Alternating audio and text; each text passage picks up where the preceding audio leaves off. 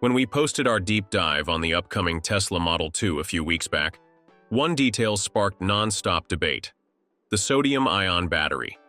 Dozens of our viewers asked, what exactly is this technology? Why would Tesla ditch lithium for sodium? And is it really tough enough for a real-world EV? Well, today's big news. We believe Tesla is officially bringing sodium-ion batteries to market, starting with the 2026 Model 2. If true, this could mark the biggest battery shift the EV world has seen in over a decade. Is it cheaper? Safer? Easier to scale? And what does it mean for future EV prices? Maybe even yours. We're breaking it all down in today's episode. You're watching AutoGearshift, where we decode EV tech so you don't have to. What is sodium-ion, and could it really power Tesla's next revolution? Sodium-ion batteries, as the name suggests, use sodium instead of lithium as the charge carrier.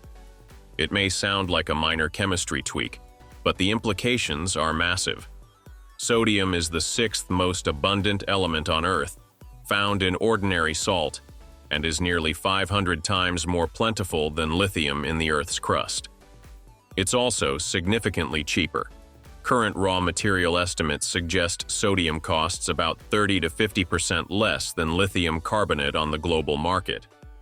That means not just lower battery prices, but a supply chain less exposed to geopolitical risk and market volatility. In terms of technical performance, lithium-ion still dominates on raw energy density, typically delivering 240 to 270 watt-hours per kilogram at the cell level. Sodium-ion, in contrast, achieves around 160 to 180 watt-hours per kilogram, roughly 30% lower.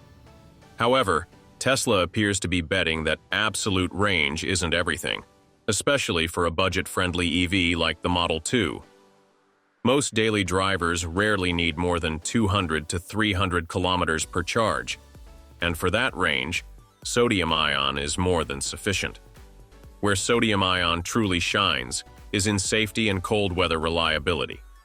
Its thermal stability is much higher, meaning the risk of fire or thermal runaway is drastically reduced, a key concern in urban EV deployments. Moreover, sodium-ion cells maintain better charge retention and internal resistance at low temperatures, giving them an edge in northern markets where lithium-ion often struggles. Do you think Tesla should use sodium-ion batteries in the upcoming Model 2? Comment yes if you're okay with slightly less range in exchange for lower cost, better safety, and stronger cold weather performance. Comment no if you think Tesla should stick with lithium-ion for maximum range and energy density. Drop your reason in the comments. We read every one. And hey, if you've made it this far and enjoy our deep dive Tesla content, help us hit our next quirky milestone of 5,555 subscribers. Hit that subscribe button and stay ahead of the EV curve with AutoGearshift. We still have more news coming. Why did Tesla choose sodium for the Model 2 and not the Model S or Cybertruck? Tesla didn't debut sodium-ion batteries in a flagship like the Model S X or even the ultra-heavy Cybertruck.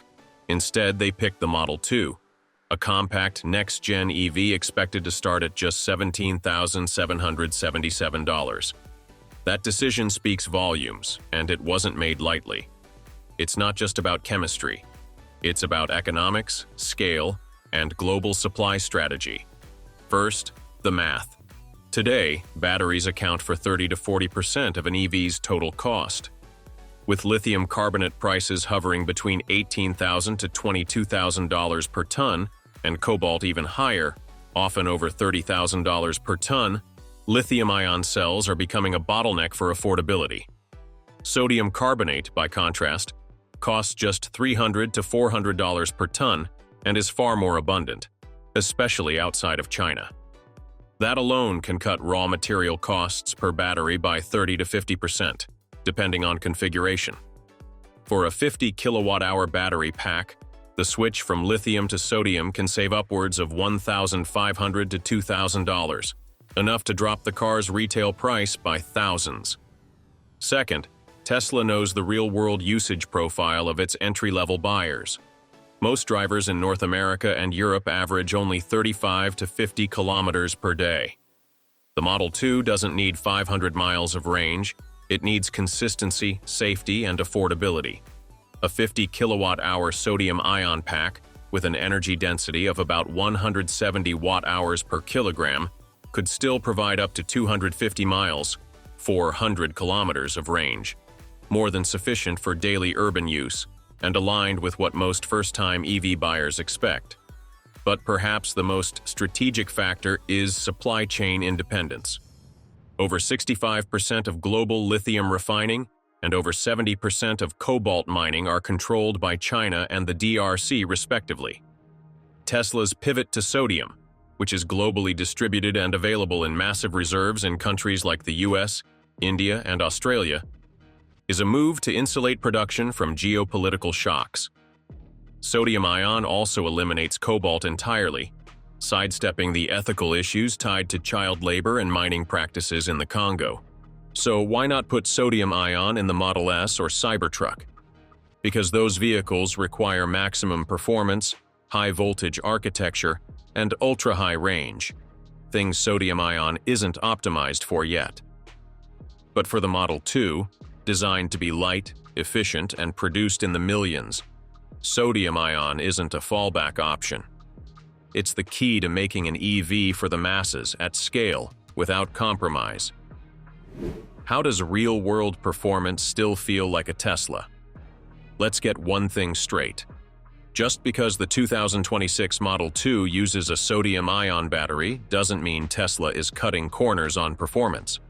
The sodium-equipped Model 2 is expected to deliver a real-world range of 260 to 280 kilometers per charge, roughly 160 to 175 miles. While that's lower than Tesla's long-range flagships, it's more than enough for daily commuting, urban errands, and even short weekend trips. And thanks to Tesla's ultra-efficient drivetrain and vehicle architecture, that range feels smooth and reliable, not compromised. Fast charging is also on point. The new sodium-ion pack reportedly supports 10% to 80% charging in just 18 minutes, competitive with most lithium-based fast-charging EVs on the market today. That's a critical factor for city dwellers and fleet vehicles, where turnaround time matters more than raw range. Durability? That's where sodium shines. With a cycle life of roughly 3,000 full charges, equivalent to about 1 million kilometers, the battery is built for longevity. For the average driver putting in 15,000 kilometers per year, that translates to over 60 years of use, well beyond the lifespan of the car itself. Add in its wide operating temperature range, from negative 20 degrees Celsius to plus 50 degrees Celsius, and you get consistent performance whether you're in snowy Toronto or a scorching Texas summer. And perhaps most importantly, safety. Sodium-ion cells have inherently higher thermal stability, meaning the chances of fire or thermal runaway are drastically reduced compared to lithium-ion. Who's supplying Tesla's sodium-ion batteries? And why does it matter? Tesla isn't going it alone in this sodium-ion shift. Behind the scenes, the company is working with some of the biggest names in battery tech, and one partner stands out: CATL.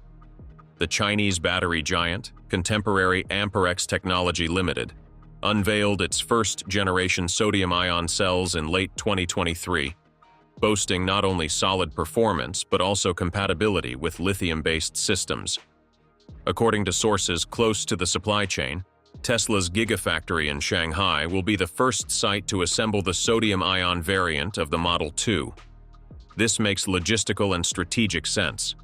China leads the world in sodium-ion R&D and material refinement, and Shanghai already serves as a key export hub for Tesla's global vehicle production. Leveraging CATL's sodium tech in China means Tesla can fast-track integration while controlling costs at scale. The hybrid pack architecture also opens up new possibilities.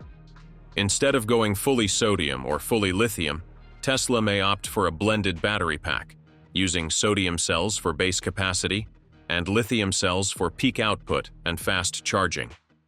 This mixed chemistry approach allows for smarter thermal management, more flexible software tuning, and ultimately a better balance between affordability and performance. It's not just about cutting price, it's about engineering the right battery for the right car. So, is sodium-ion the battery revolution Tesla's been quietly preparing for? Or just a stepping stone to something bigger? And would you consider a Model 2 knowing it runs on sodium, not lithium?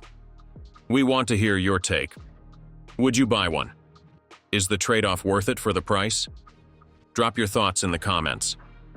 And if you found this breakdown helpful, don't forget to like the video, subscribe to AutoGearShift, and hit the bell so you never miss our next deep dive into the future of EV tech.